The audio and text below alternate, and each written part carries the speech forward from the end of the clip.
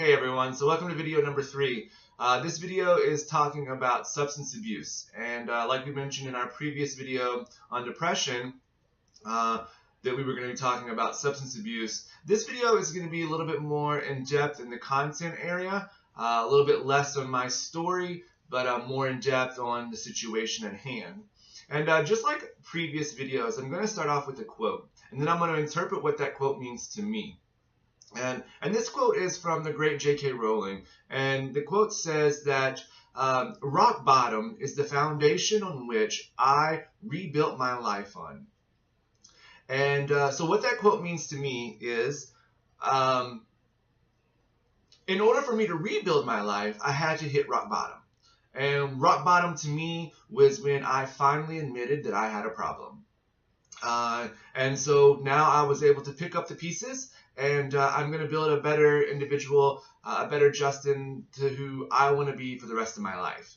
And so we talked about in our previous video that depression and substance abuse intertwine, and they really do, and this is how.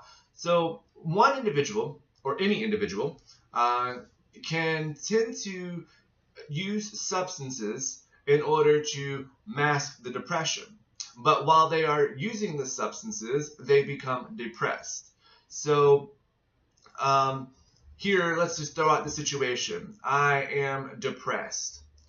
So instead of me talking about my problems, I revert to a bottle of vodka. Well, that masks the current depression.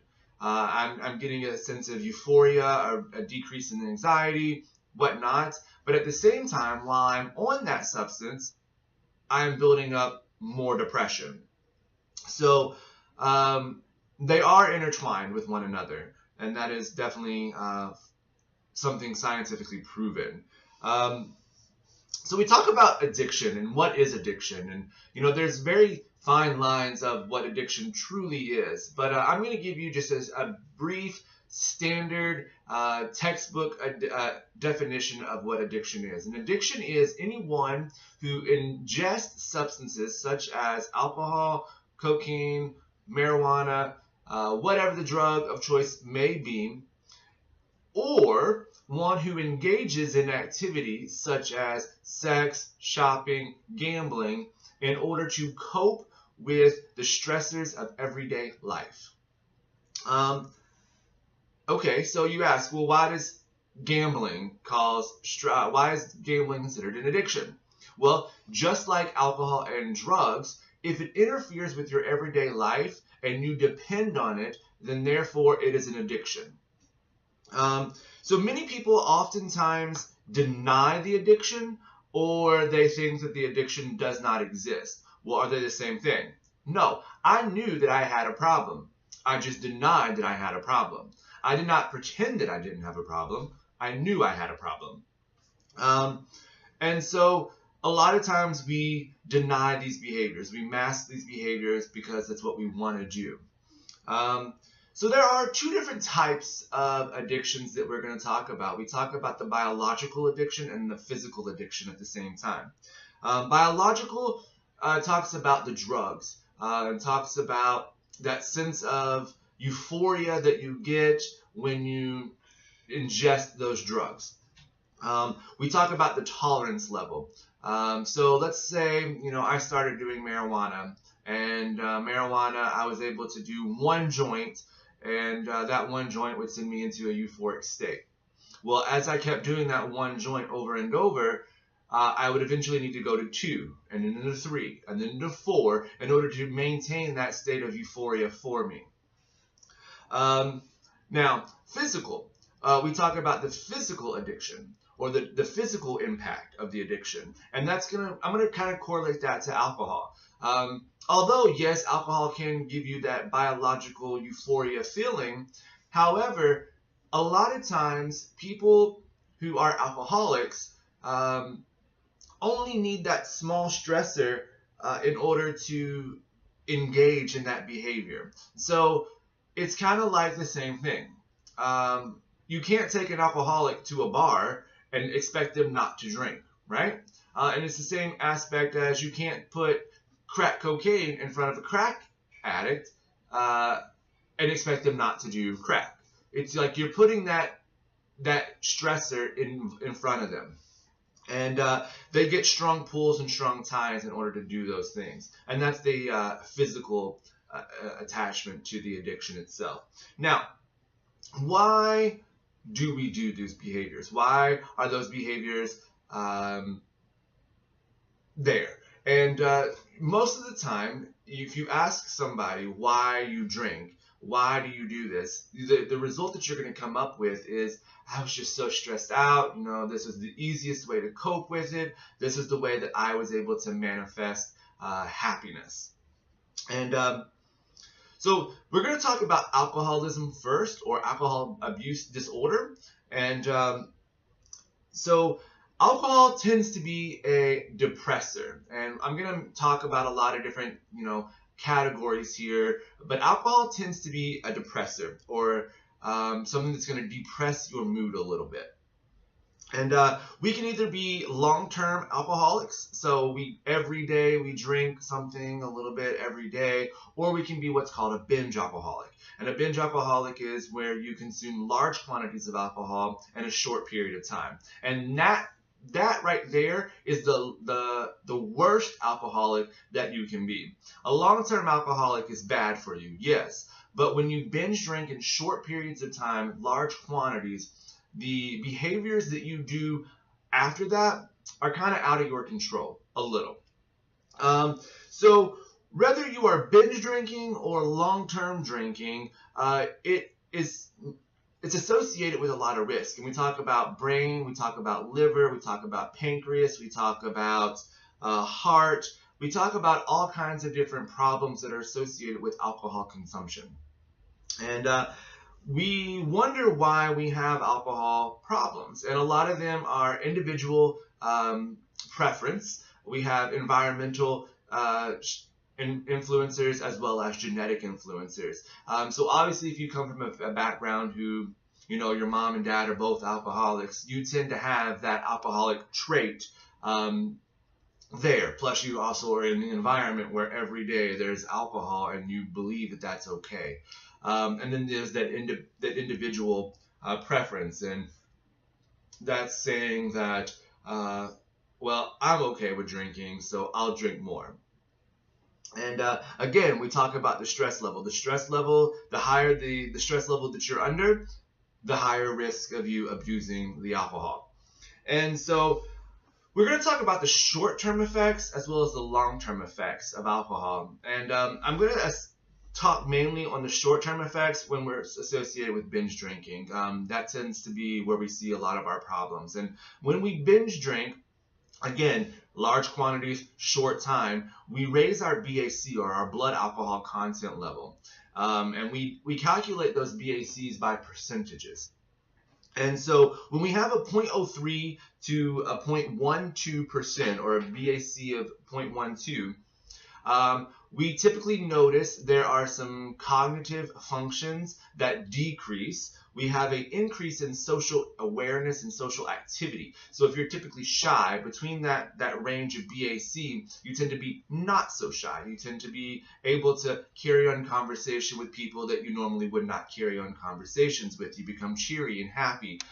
At the same time, your anxiety levels decrease. So if you are stressed out to the point where you are no longer able to cope with something, when you hit that maximum frame of BAC, your anxiety level decreases, and then you're freely able to talk with individuals. When you hit that BAC of 0.09 to 0.25, this is where we have a lot of problems. We start developing lethargic states. So that's when you start going in and out of kind of like the consciousness state. You really don't know what's going on. And then you also hit that level of sedation where you're just really tired. You're ready to pass out, essentially.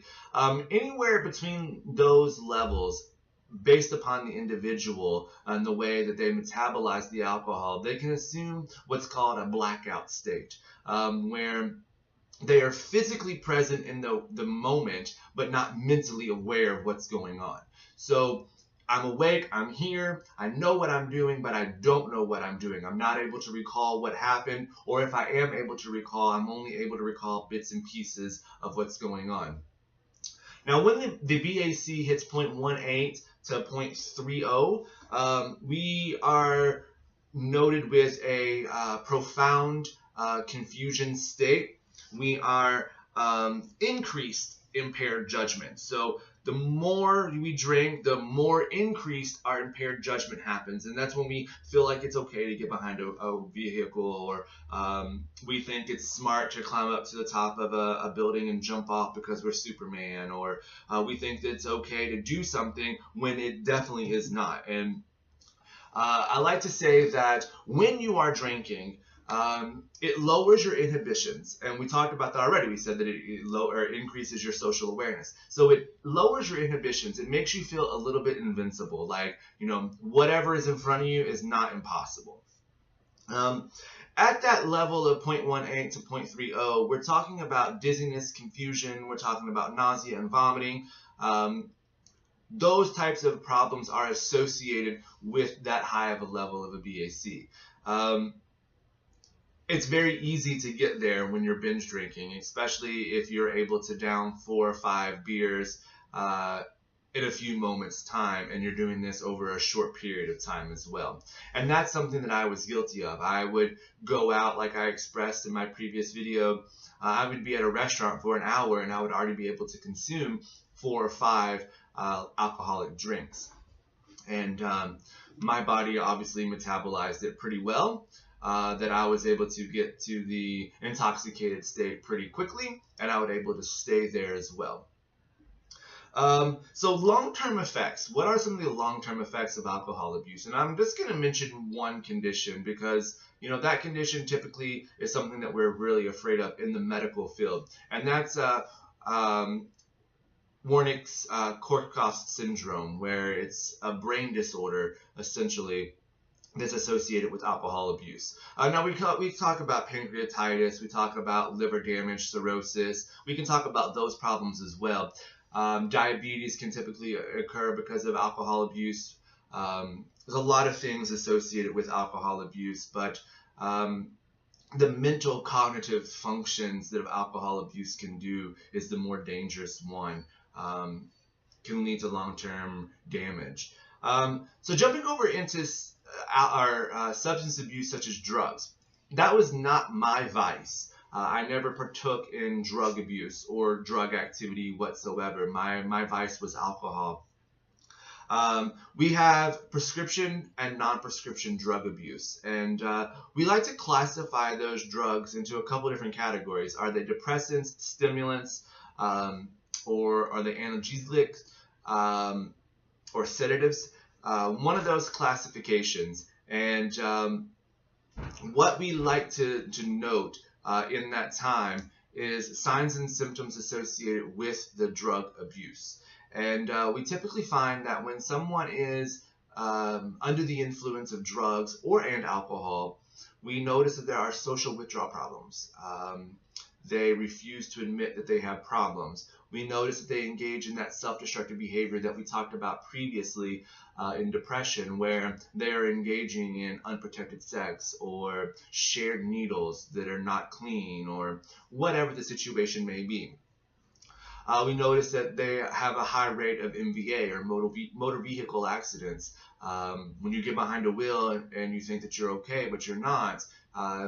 We notice that, at first it starts off with you hitting a guardrail or a trash can, and then it kind of progresses into parked cars, and then you get into a full-fledged motor vehicle accident where you're damaging or hurting other people as potentially yourself. And those tend to be the ones that we are very red flaggish on.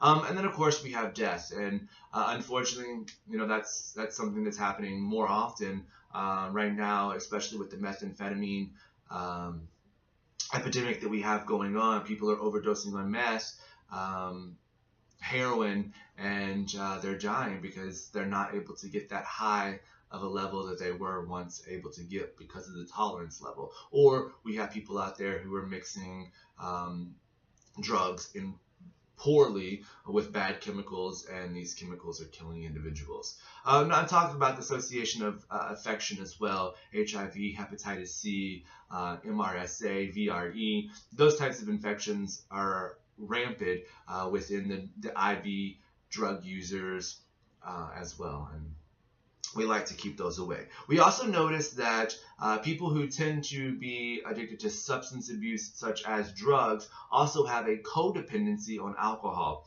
and that those two right there increase the risk of suicide. And we've already talked that suicide isn't the answer, but when you are under the influence of a substance, and then on top of that you are drinking, you are in a more higher depressed state.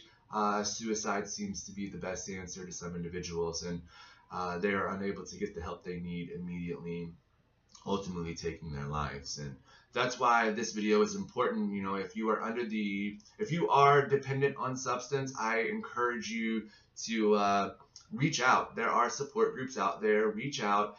We have NA, we have AA. There are rehab facilities all over. Reach out, get help.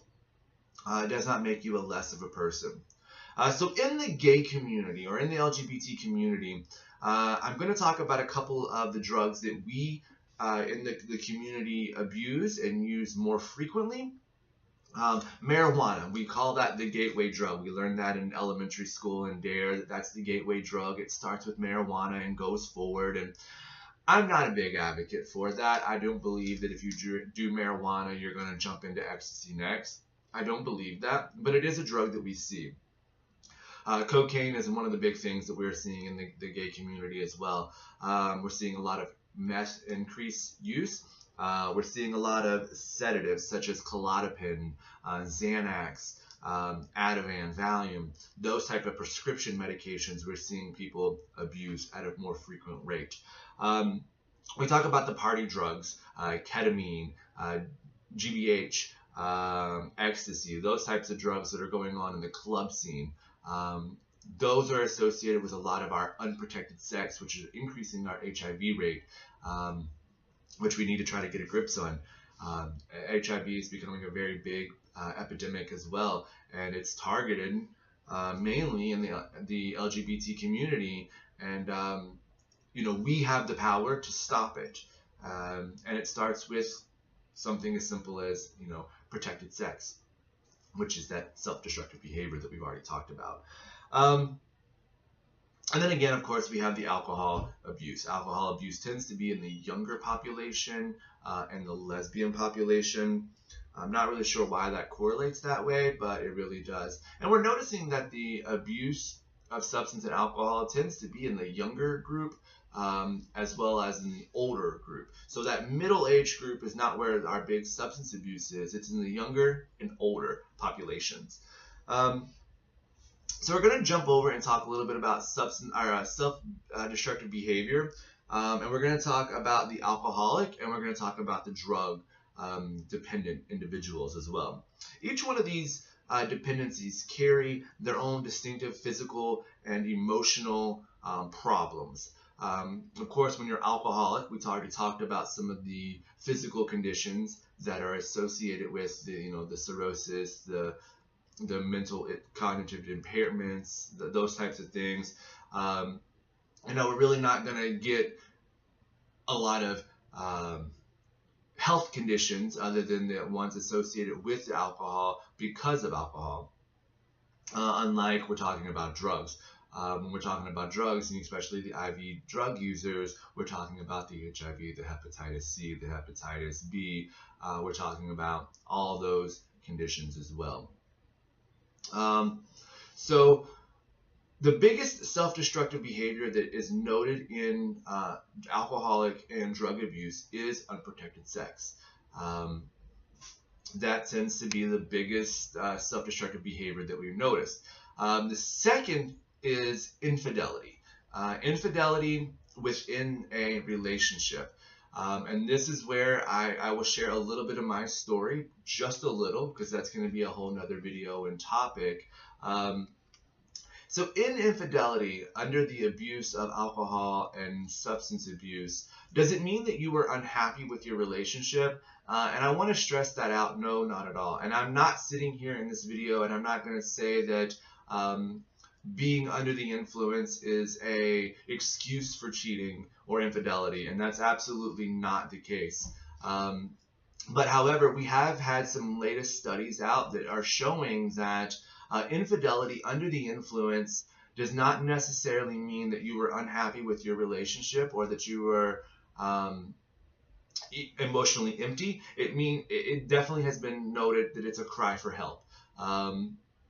And that is what my situation was. My relationship with Joe was a very loving and happy relationship. We had an amazing 6 years together, and I had a problem with drinking. That was my vice. And like I mentioned in my previous video, depression, Joe's happiness was the most important thing to me, and that could stress me out that could stress me out to the max. And when we moved to the States in June, I could tell that he was very uneasy with where we were going in our career-wise, and that stressed me out very bad. And so when I had that way of escaping, I escaped, and I put myself in a situation that I had no business being in. I binge drank that night, and my inhibitions were lower. My cognitive thinking was impaired. I just put myself in a situation that I had no business being in. And